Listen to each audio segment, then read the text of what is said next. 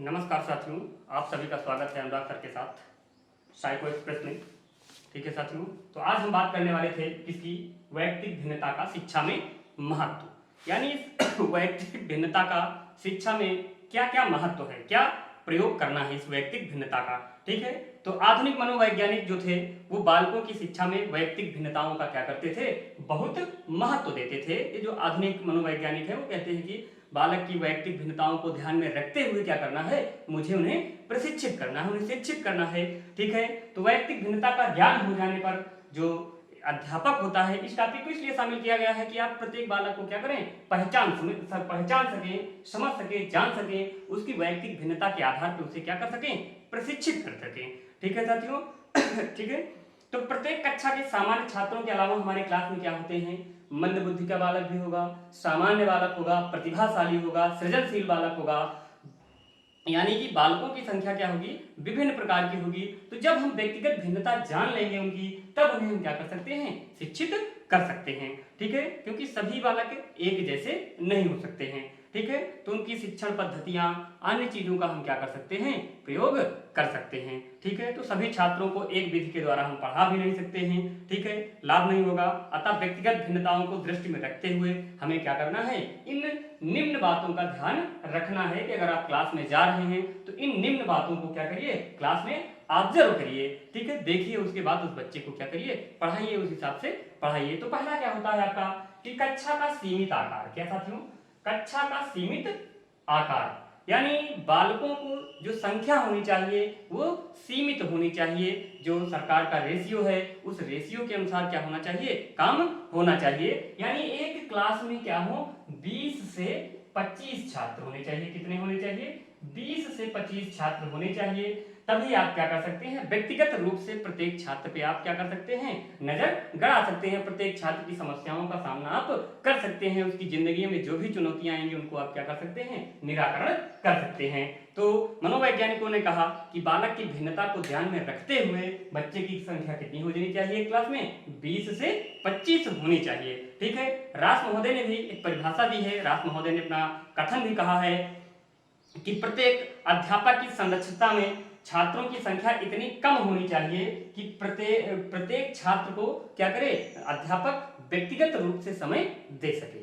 ठीक है, रास महोदय ने कहा कि प्रत्येक क्लास में बच्चों की संख्या इतनी कम हो कि वो क्या करे, प्रत्येक बच्चे को अपना व्यक्तिगत समय दे सके और उसे भली भांति जान सके और उसके अनुसार वो क्या कर सके, काम कर सके। ठीक है साथियों, तो कक्षा का क्या होना चाहिए, सीमित आकार होना चाहिए। फिर उसके बाद आता है आपका क्या, छात्रों का वर्गीकरण। क्या होता है, छात्रों का वर्गीकरण करना चाहिए। ठीक है, तो प्रत्येक कक्षा में बालकों की उनकी वैयक्तिक भिन्नता के आधार पर समरूप समूहों में क्या करना चाहिए, विभाजित कर देना चाहिए। ठीक है, इस विभाजन से मानसिक योग्यता के साथ साथ बालकों की तीव्र, सामान्य, मंद बुद्धि बालकों को अलग अलग वर्गों में रखना चाहिए। जो सेक्शन वाली प्रणाली निर्धारित की गई, A section, B section, C section, D section.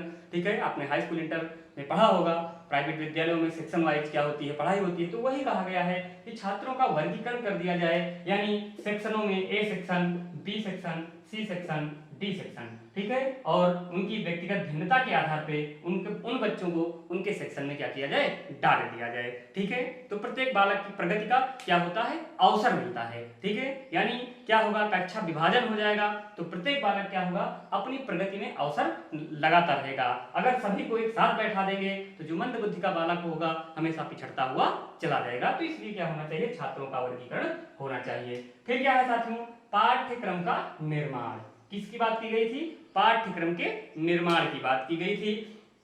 तो वैयक्तिक भिन्नता के अनुसार बालक तथा बालिकाओं की रुचि, बौद्धिक अभियोग्यता, अभिक्षमता को ध्यान में रखते हुए मुझे क्या करना है, पाठ्यक्रम का निर्माण करना है। क्या करना है, पाठ्यक्रम का निर्माण करना है और ऐसा पाठ्यक्रम बनाया जाए कि वो सभी को क्या हो, समझ में आ जाना चाहिए। कैसा होना चाहिए, सभी को समझ में आ जाना चाहिए। ठीक है साथियों, तो पाठ्यक्रम हमेशा कैसा हो, फ्लेक्सिबल हो, लचीला हो। कैसा होना चाहिए, पाठ्यक्रम कैसा होना चाहिए, लचीला होना चाहिए। कैसा होना चाहिए, लचीला होना चाहिए। पाठ्यक्रम कैसा होना चाहिए, लचीला होना चाहिए, फ्लेक्सिबिलिटी होनी चाहिए पाठ्यक्रम की। ठीक है, जिससे बालक क्या कर सकें, सीख सकें। इसके लिए स्किनर महोदय ने भी एक कथन कहा था, कथन का विचार था कि बालकों की विभिन्नताओं में चाहे जो भी कारण हो वास्तविकता यह है कि विद्यालय के विभिन्न पाठ्यक्रमों के द्वारा उनकी विभिन्नताओं को क्या करना है, सामना करना चाहिए। ठीक है, यानी विभिन्नता के चाहे जितने बड़े कारण हो, लेकिन पाठ्यक्रम के द्वारा आपको क्या करना है, सुधारना है। तो पाठ्यक्रम कैसा होना चाहिए, लचीला होना चाहिए। उसके बाद क्या आता है आपका शिक्षण विधि का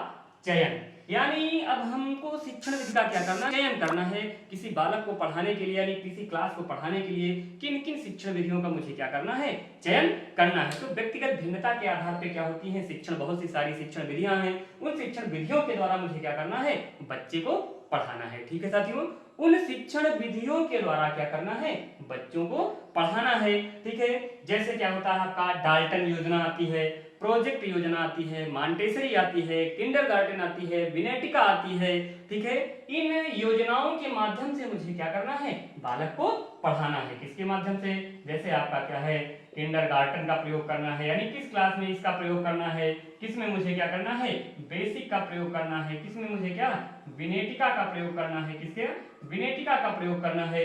इन विधियों का मुझे क्या करना है, चयन करना है, यानी व्यक्तिगत भिन्नता के आधार पर मुझे इन शिक्षण विधियों के माध्यम से बच्चे को क्या करना है, पढ़ाना है। ठीक है, तो इन शिक्षण विधियों की बात हम अगले वीडियो में करेंगे। सभी शिक्षण विधियों को मैं अलग अलग तरीके से क्या करूंगा, बताऊंगा कि शिक्षण विधि में कैसे पढ़ाया जाना है। ठीक है साथियों, उसके बाद आपका आता है वैयक्तिक शिक्षण की व्यवस्था। क्या आता है, वैयक्तिक शिक्षण की व्यवस्था होनी चाहिए। तो वैयक्तिक शिक्षण यानी हर बच्चे की कठिनाई का क्या होता है, अपना अपना स्तर होता है। तो व्यक्तिगत रूप से भी मुझे क्या करना है, शिक्षण की व्यवस्था रखना है। रास महोदय ने कहा कठिनाई का वास्तविक समाधान प्रकारों के अनुसार वर्गीकरण नहीं है, वरन व्यक्तिगत शिक्षण है। अगर कठिनाई ज्यादा कठिन है, बालक को समझ में नहीं आ रहा है और उन चीजों को क्या कर रहा है, ऑब्जर्व नहीं कर रहा है, तो उसे हम क्या कर सकते हैं, व्यक्तिगत रूप से पढ़ा सकते हैं। ठीक है, तो वैयक्तिक शिक्षण की व्यवस्था में यही कहा गया कि बच्चे को मुझे क्या करना है, कमजोर बच्चा है तो उसे मुझे व्यक्तिगत रूप से क्या करना है, समय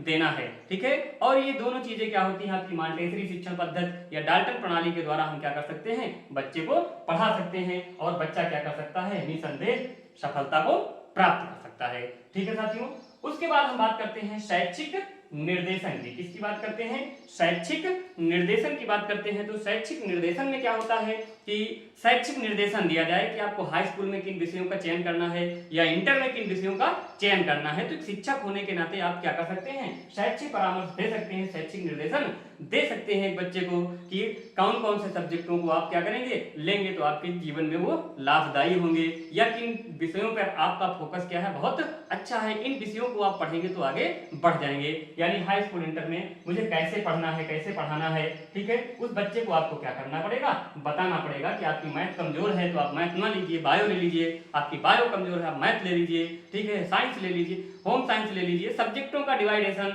या उनकी रुचि के अनुसार उनका कार्य विभाजन हम क्या कर सकते हैं, कर सकते हैं। फिर आपका आता है क्या, व्यवसायिक निर्देशन। ठीक है, शिक्षक होने के नाते आपको क्या करना है, व्यवसायिक निर्देशन करना है, यानी जीविकोपार्जन के लिए किसी ना किसी व्यवसाय का आपको क्या करना है, चयन करना है। मैं भी मान लिया जाए बालक मंद बुद्धि का है तो उसे मुझे क्या करना है, व्यवसाय की ओर रुझान करा देना है और वो व्यवसायिक शिक्षा ग्रहण कर लेगा तो अपने जीविकोपार्जन के लिए कुछ ना कुछ कर लेगा। ठीक है साथियों, उसके बाद आपका आता है क्या, 8वां नंबर गृह कार्य।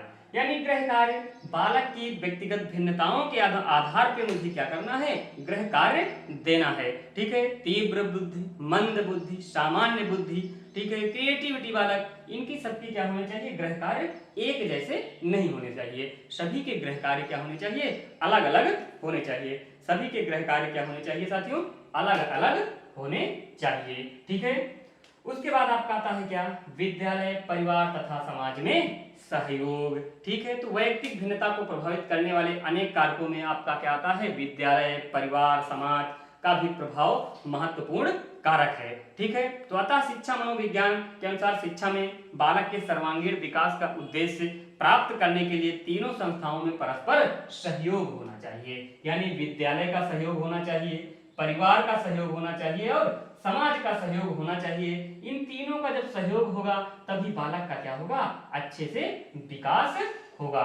ठीक है साथियों, तो यही बताया गया है कि वैयक्तिक भिन्नता के आधार पर मुझे विद्यालय, परिवार और समाज में सहयोग स्थापित करना चाहिए। ठीक है, उसके बाद लास्ट पॉइंट है आपका क्या, बहुउद्देशीय विद्यालयों की स्थापना। अब क्या करना चाहिए, बहुउद्देशीय विद्यालय बनाने चाहिए। ठीक है, सरकार इस समय इस पे क्या कर रही है, रुझान रख रही है। आपके ग्रामीण स्तर में बहुउद्देशीय विद्यालय क्या किए जा रहे हैं, खोले जा रहे हैं। ठीक है, बहुउद्देशीय विद्यालय क्या किए जा रहे हैं, खोले जा रहे हैं। इसमें क्या होता है, बालक की विशिष्ट योग्यताओं के अनुसार मुझे क्या करना है, उनके बहुउद्देशीय विद्यालयों की स्थापना करनी है, जिसमें शिल्पकारी, लकड़ी का काम, चमड़े का काम, ठीक है, तकनीकी विषयों का क्या हो, प्रबंधन हो। ठीक है, यानी बहुउद्देशीय विद्यालय में लकड़ी, शिल्प, तकनीकी, जितनी भी टेक्निकल चीजें हैं या फिर व्यवसायिक शिक्षा को एक प्रकार से इसमें जोड़ा जा रहा है कि बालक क्या करे, जीविकोपार्जन के लिए शिक्षित हो जाए और अपना जीवन आगे की ओर क्या करता रहे, बढ़ाता रहे। ठीक है साथियों, तो ये था आपका क्या, वैयक्तिक भिन्नता का शिक्षा में महत्व, यानी शिक्षा में इतनी चीजों का क्या होता है, वैयक्तिक भिन्नता में महत्व होता है। ठीक है, अब इसके बाद आपका आएगा वैयक्तिक भिन्नता के आधार पर शिक्षण विधियां। तो शिक्षण विधियों का वीडियो में अलग अलग शिक्षण विधि का वीडियो मैं अलग अलग दूंगा, इकट्ठे नहीं देंगे। ठीक है, तो सबसे पहले आपको हम ये सारी विधियां जो आएंगी उन विधियों के बारे में बताएंगे नेक्स्ट वीडियो में। तब तक के लिए धन्यवाद। जय हिंद, जय भारत, जय श्री राम। आप सभी लोग चैनल को लाइक और सब्सक्राइब करते रहिए और लोगों को फॉरवर्ड भी करते रहिए, जिससे हमारी वीडियो सभी लोगों तक आसानी से पहुंच जाए। जय हिंद, जय भारत।